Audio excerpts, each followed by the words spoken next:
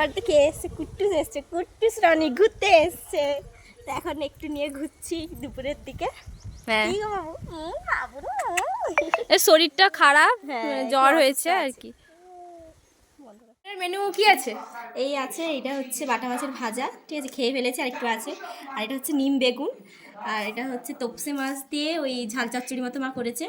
আর এটা বাটা মাছের সর্ষে পোস্ত আর কাজু দিয়ে ঝাল। আর এটা হচ্ছে পাবদা মাছ আর ট্যাংরা মাছ দিয়ে এই বছর প্রথম নতুন আমের টক। ঠিক আছে, তো আজকে আমাদের দুপুরের মেনু এইটাই। আশা করছি খাবারগুলো খুব দারুণ হয়েছে, দেখে তো খুব লোভনীয় লাগছে, তাড়াতাড়ি খাওয়া যাক। এখানে একদম বাড়ির, এটা হচ্ছে কালকে আমার দাদা জাল ফেলে ধরেছে, এটা একদম বাড়ির ফ্রেশ পাবদা মাছ, এর স্বাদ মানে অতুলনীয়। আর এটা আছে বাড়ির ট্যাংরা মাছ, বাড়িরই পুকুরের।